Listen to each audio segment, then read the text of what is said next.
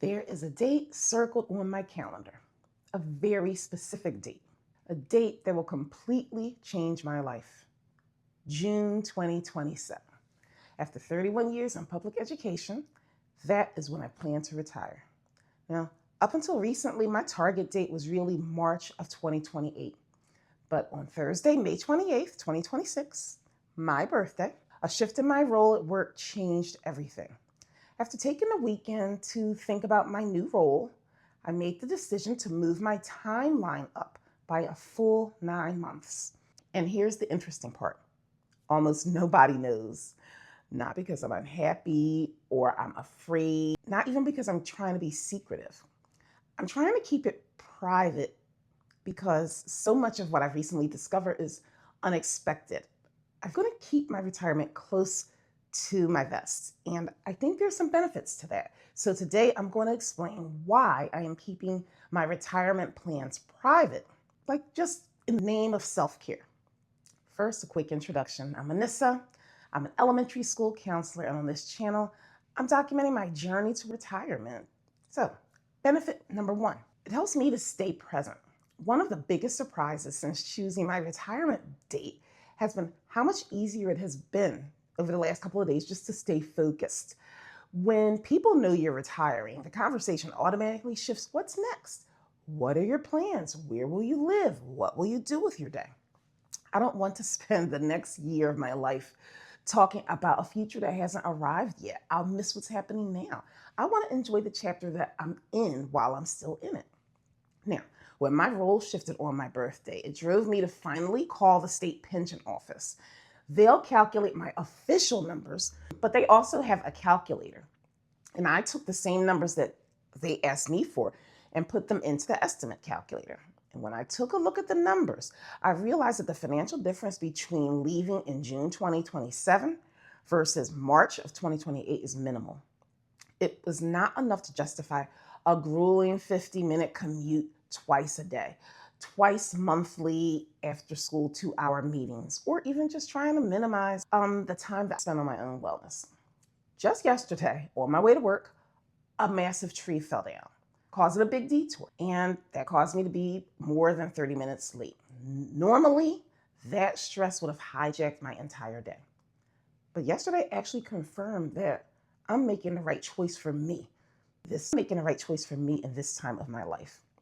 And like I said, the difference in that pension check just can't justify me constantly rushing toward tomorrow when I don't have to. Benefit number two of not telling everyone is it gives me room to pivot. Keeping my plans private is kind of simple. I don't have all the answers yet, and that's okay. I'm at peace with that. But choosing peace also means that I might have to make some small concessions right now to make this accelerated timeline work. It means that I have to become unaccustomed to my usual spending habits. For instance, I have a habit of going to Whole Foods to buy a simple dinner. Then I walk past the $11.99 a pound hot bar and buy a completely pre-made meal for my son and myself anyway. Then I end up with 2 dinners in my cart for no reason. Now, cutting that impulse down from once a week to just once a month will make an immediate financial and wellness impact for me. Another habit to break is, the sale trap. The same day I was at that store, I saw a sale for 30% off summer snacks. I stocked up on snacks for my son, even though he didn't ask for them, and he has a full pantry of snacks. It's just unnecessary spending. And right now, my goal, shifting toward retirement, is to stop that impulse buy at the cash register. So keeping my plans private gives me permission to adjust my goals, change my spending, and pivot when I need to. I don't feel locked in. Benefit number 3 to not telling everyone is giving myself just permission to become me. I think this is the most important thing of all. For most of my adult life, I've been an educator. For the last 15 years, I've been a boy mom.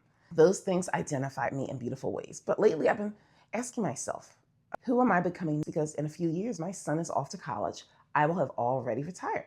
Now, I don't have the complete answers to that question left, but what I do know is that I want to create a softer life, a slower life, a more intentional life. I want faith and wellness, and I'm in my 50s, I need to cultivate new friendships outside of the workplace, tap into my creativity, and I want to wake up excited about the day ahead. Now, I think this season deserves some quiet space, not because I'm hiding, but because I'm growing and I don't know in which direction.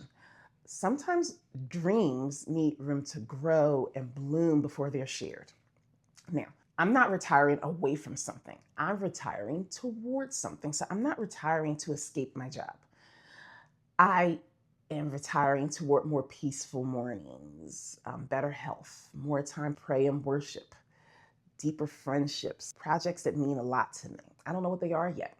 But for the first time in decades, I am intentionally designing what my next chapter of life is going to look like. I'm not letting it unfold and happen to me. And that's exciting.